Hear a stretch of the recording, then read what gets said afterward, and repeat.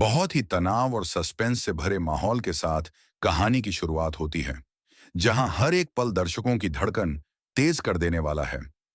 अनु वहां पर किसी की कांपती हुई आवाज गूंजती है और तुरंत सवाल उठता है, अनु को क्या हुआ?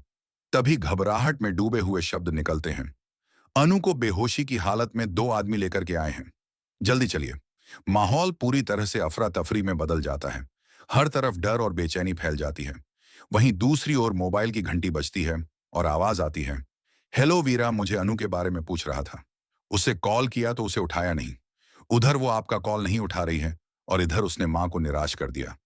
शब्दों में चिंता भी है, शिकायत भी और एक गहरा डर भी।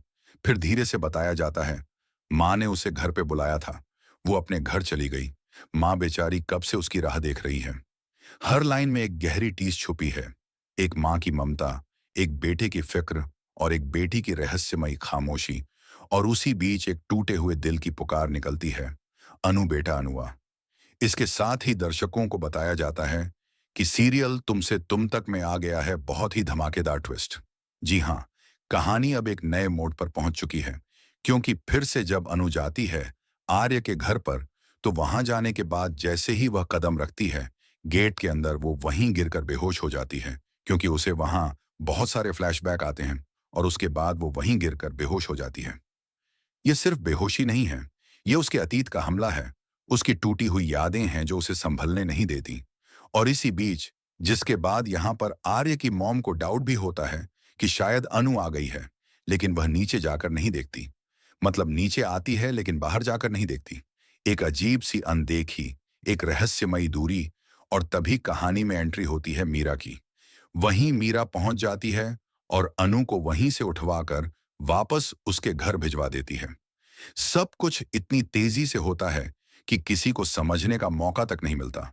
और जहां पर जैसे ही वह अपने घर पहुंचती है बेहोशों की हालत में, तो वहां पर अब सब लोग काफी घबरा जाते हैं। और यहाँ पर अनु के मम्मा पापा, उनकी हालत तो बहुत ही ज्यादा खराब होने वाली है।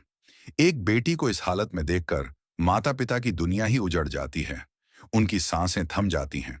और इसी घबराहट के बीच, और यहाँ पर अब आर्य मीरा को कॉल करता है और कहता है कि मैं ना अनु को बहुत देर से कॉल कर रहा हूं, लेकिन यह कॉल रिसीव नहीं कर रही है।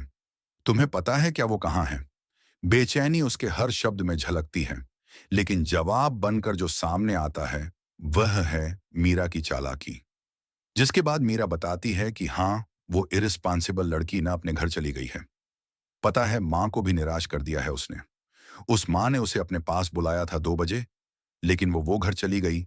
जिसके बाद यहाँ पर आर्य परेशान हो जाता है। यहाँ साफ नजर आता है कि जी हाँ, यहाँ पर जो मीरा है वो गलत फहमियां पैदा करने की कोशिश कर रही है अनु और आर्य के बीच में। और यही नहीं, जी हाँ, सीरियल में हमें यही देखने को मिल रहा है।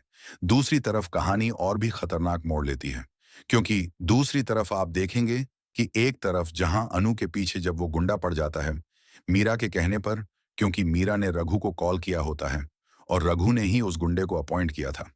डर, साजिश और पीछा, तीनों मिलकर अनु की जिंदगी को नरक बना देते हैं।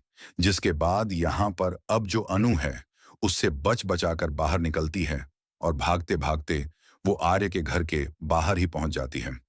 सांसें उखड़ी हुई हैं, आंखों में डर है, पांव कांप रहे हैं और वह मदद की आखिरी उम्मीद लेकर भागती हुई दरवाजे तक पहुंचती है, जहां वो दौड़ते हुए अंदर घुस जाती है। तो गार्ड कहता है कि मैडम जी कहाँ जा रही हो? तभी वह बताती है कि वो ना एक गुंडा मेरे पीछे पड़ा है, वो देखो वो। और उसके बाद वह अंदर चली जाती है।